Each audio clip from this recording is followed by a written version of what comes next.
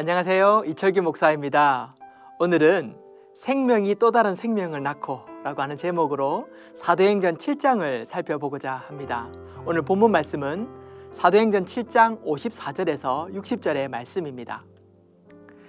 그들이 이 말을 듣고 마음에 찔려 그를 향하여 이를 갈거늘 스데반이 성령이 충만하여 하늘을 우러러 주목하여 하나님의 영광과 및 예수께서 하나님 우편에 서신 것을 보고 말하되 보라 하늘이 열리고 인자가 하나님 우편에 서신 것을 보노라 한데 그들이 큰 소리를 지르며 길을 막고 일제히 그에게 달려들어 성 밖으로 내치고 돌로 칠세 증인들이 옷을 벗어 사울이라 하는 청년의 발 앞에 두니라.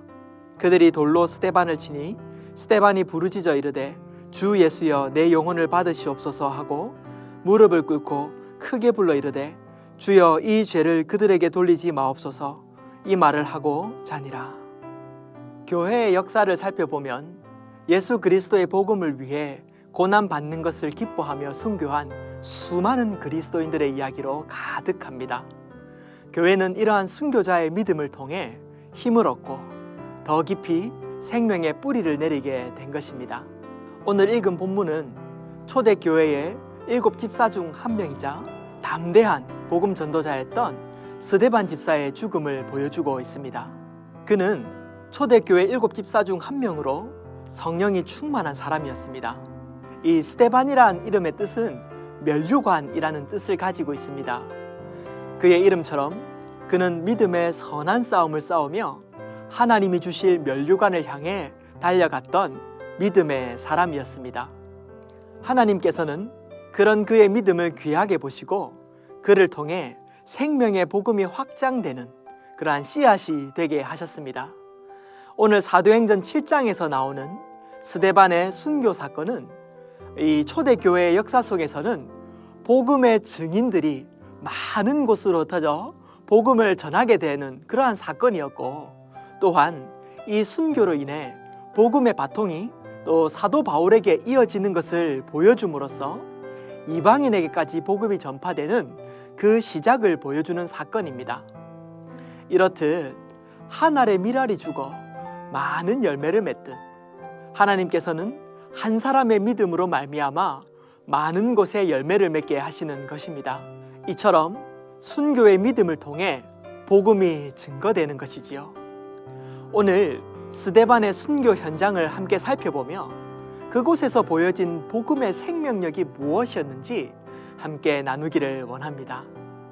그 생명력은 첫째로 예수님은 심판주라고 하는 사실입니다. 55절을 살펴보면 스데반이 성령이 충만하여 하늘을 우러러 주목하여 하나님의 영광과 및 예수께서 하나님 우편에 서신 것을 보고 말하되 보라 하늘이 열리고 인자가 하나님 우편에 서신 것을 보노라 한데 라고 이렇게 기록하고 있지요. 스데반은 그 죽음의 순간에 성령이 충만하여 하늘을 우러러 하나님을 바라보았습니다. 그는 참으로 하나님의 사람이었습니다.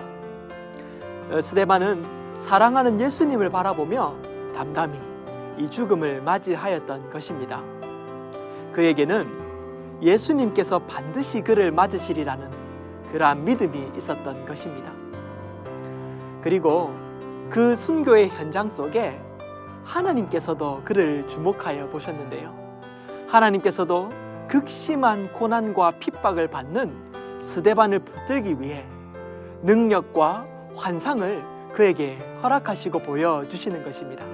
이렇듯 그는 그 죽음의 자리에서 하나님을 바라보았고 하나님도 그를 바라보는 그러한 현장이었던 것이지요. 하나님의 영광과 하나님 우편에 서 계신 그 예수님을요. 그런데 여기서 그가 예수님이 서 계신 것을 보게 되는 것에 우리는 주목할 필요가 있습니다. 마가복음 16장 19절을 살펴보면 주 예수께서 말씀을 마치신 후에 하늘로 올려지사 하나님 우편에 앉으시니라. 이렇게 마가복음은 기록하고 있습니다. 예수님께서 하나님 우편에 앉으신 것입니다. 그런데 오늘 스데반의 죽음의 현장에서 이 보여지는 예수님은 그 자리에 서 계십니다. 저는 이 대목을 읽을 때 참 큰 감동이 있었습니다. 사랑하는 스데반 집사의 순교의 현장을 보시면서 그 자리에 앉아 계시지 못하고 벌떡 일어서신 것입니다. 이 장면은 그를 안타까워하시며 그를 맞이하시기 위한 예수님의 준비 자세로 볼 수 있을 것입니다. 그 순간에 예수님의 눈에는 오직 스데반이 보였고, 아까도 말씀드렸듯이 스데반도 예수님을 바라보았던 것입니다. 또 한편으로 예수님이 서신 것을 데이비드 피터슨 교수님은 이렇게 설명하는데요. 예수님이 서신 것은 예수님을 거부하고 스데반을 죽이는 그들에게 심판하실 준비가 되셨다는 사실을 선언하는 것으로 보인다고 그는 이렇게 말합니다. 예, 정말 그렇지요. 스토리를 살펴보면 이후에 스데반은 예수님께 그들의 죄를 그들에게 돌리지 말라고 이렇게 얘기하고 있기 때문입니다. 즉, 과거에 예수님과 그분에 대한 증거를 거부했던 그들, 그리고 스데반을 죽임으로써 다시금 예수님을 거부하려는 자들에 대한 심판주로서의 구체적인 경고의 모습으로 보인다는 것입니다. 세상에서 믿음을 지키느라 힘드십니까? 예수님께서 보고 계십니다. 그렇기에 우리에게 큰 소망이 됩니다. 우리가 이 땅에서 주의 일을 하는 것을 그분은 아시고 우리를 맞이해 주실 것입니다. 또한 선한 일을 위해 핍박받고 억울한 일을 당한 것을 그분이 아시고 선악간에 심판하실 것입니다. 우리는요, 다만 예수님을 목숨처럼 여기며 복음을 전하기를 늘 힘써 하나님의 마음을 시원케 해드리는 그러한 성도가 되기 원합니다. 그리고 그러한 성도님 되시길 축복합니다. 두 번째는요, 복음은 사랑으로 전해야 된다는 사실을 그 순교의 현장에서 보여주고 있습니다. 59절에서 60절의 말씀입니다. 그들이 돌로 스데반을 치니 스데반이 부르짖어 이르되 주 예수여 내 영혼을 받으시옵소서 하고 무릎을 꿇고 크게 불러 이르되 주여 이 죄를 그들에게 돌리지 마옵소서, 이 말을 하고 자니라. 스데반은 억울하게 사내들인 공회로 끌려가게 됩니다. 그는 거짓 증인들로부터 모함을 받아 죽음에 이르게 되었던 것입니다. 이 상황은 스데반이 그들을 충분히 미워하고 원망할 수 있는 그러한 사건이었습니다. 그렇지 않으면 이 억울함을 풀어달라고 자신을 소명할 수도 있었던 자리였습니다. 그는 말을 잘했고요, 또 성경의 지식이 충분하여서 그 자리를 벗어나는 방법도 알았을 것입니다. 하지만 그는 그렇게 하지 않았습니다. 사내들인 공회에서 복음을 전할 때에도 그들에게 자신의 옳음을 증명하고자 싸우지 않았던 것입니다. 스데반의 동기는 오직 사랑이었습니다. 그들이 예수님을 믿기 원한다는 그 한 가지 갈망이 그를 사로잡았던 것입니다.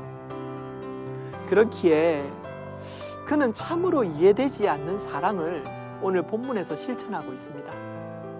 스데반은 예수님처럼 침묵하며 자신을 변론하지 않고요, 죽는 순간에 주여 이 죄를 그들에게 돌리지 마옵소서 하고 예수님과 똑같은 기도로 자신을 핍박하는 자를 위해 자비를 구하고 있는 것입니다. 마태복음 5장 44절은 이렇게 말합니다. 나는 너희에게 이르노니 너희 원수를 사랑하며 너희를 박해하는 자를 위해 기도하라. 그는 진실로 예수님의 사랑을 삶으로 실천하였던 것입니다. 이 이해할 수 없는 사랑이 원동력이 되어 온 세상에 복음을 증거되게 하는 그러한 사랑의 씨앗이 된 것입니다. 이렇게 복음을 전하는 이들은 그 동기가 잃어버린 자들을 향한 그 하나님의 마음이 필요하고 그러한 긍휼의 마음에서 이 복음을 전하는 것이 비롯되어야만 합니다. 그래야 복음이 생명력을 얻는 것입니다. 우리는 때로 믿지 않는 사람들과 진리의 싸움을 하고 속상해야 할 때가 있습니다. 하지만요, 아무리 내가 옳은 말을 해서 믿지 않는 자들과의 대화에서 승리한다 하더라도 우리는 영혼을 얻을 수 없을 것입니다. 우리의 복음에서 이 사랑이 묻어나지 않으면요, 오직 사랑이 근거가 될 때에 복음은 생명력을 가지게 될 것입니다.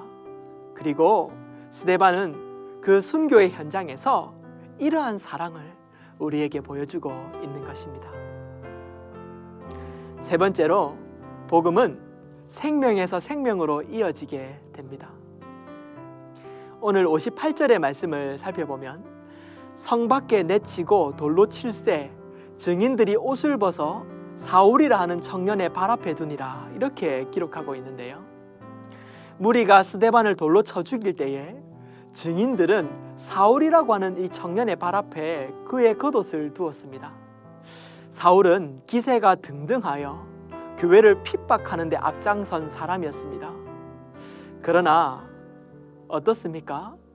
그는 결국 다메섹 도상에서 예수 그리스도를 만나 교회의 기초를 놓는 사도요 신학자가 된 것이지요. 우리가 잘 알듯 그는 이방인의 사도가 되어 복음을 땅끝까지 전하는 성령의 사람이 된 것입니다. 우리는 스데반의 순교가 어떻게 이어질지 사실 이 본문에서는 알 수가 없었습니다. 그의 죽음이 어떻게 열매를 맺을지 알지 못하였던 것입니다. 하지만 성령님은 아셨습니다. 스데반의 죽음은 사도 바울에게 깊은 사랑으로 각인되었을 것입니다. 예수님을 만나 변화된 후에는 더욱 그의 죽음이 깊은 의미로 다가왔을 것입니다. 사도행전에서 이 사건을 비중 있게 그리는 것을 보면 알 수 있지요. 사도행전은 사도 바울과 함께 다녔던 누가가 기록한 책인데 그 현장에 없었던 누가가 이 스데반의 순교와 그의 설교를 자세하게 기록하고 있는 것입니다. 아마도 사도 바울이 그의 죽음을 말해주지 않았을까 추측합니다. 스데반의 순교는 그에게 그리스도의 편지가 되었고 향기가 되어 예수님의 사랑을 드러내는 그러한 자리가 되었던 것입니다. 그래서 사도 바울은 그의 삶을 마무리할 때에 마지막에 쓴 편지인 디모데후서에서 이렇게 말합니다.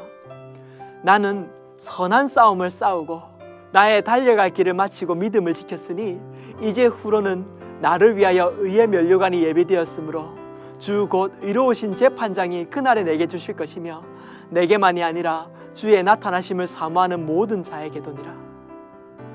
복음을 위해 선한 싸움을 싸웠던 사람, 그는 스데반의 이름에 뜨신 면류관을 바라보며 걸었던 그러한 사람이었습니다. 스데반의 순교의 현장은 조용했지요. 시끄러운 소리도 또 살려달라는 부르짖음도 없었습니다. 스데반이 돌에 맞아 죽는 순간에 성경은 그가 잔다고 표현합니다. 이렇듯 복음은 우리에게 소망이 됩니다. 복음은 죽음의 공포를 뛰어넘습니다. 그리고 복음은 생명력을 가져다 줍니다. 우리도 사는 날 동안 복음의 의미를 기억하며 예수님만 높이는 삶 되기를 기도합니다. 사랑하고 축복합니다. 기도하시겠습니다. 사랑하는 하나님 아버지, 오늘 우리는 스데반의 순교의 현장을 살펴보며 복음의 능력, 또 복음의 의미를 살펴보았습니다. 주님, 한 알의 밀알이 죽어 많은 열매를 맺은 것처럼 그 스데반의 순교가 우리에게까지 복음이 증거되어지는 그러한 길이 되었음을 살펴보았습니다. 우리도 주님의 일꾼으로 생명력이 되어 다른 이에게 복음을 나눠주는 삶을 살게 하여 주시옵소서. 예수님을 따라 살며 예수님을 전하는 그러한 삶 살 수 있도록 인도하여 주시옵소서. 예수님 이름으로 기도합니다. 네, 오늘 질문입니다. 나에게 복음은 어떤 의미가 있나요? 오늘 복음을 전해야 한다면 누구에게 전하시겠습니까? 오늘 이 질문을 살펴보며 오늘 하루 동안 복음의 의미를 기억하는 그러한 귀한 하루 되시길 축복합니다.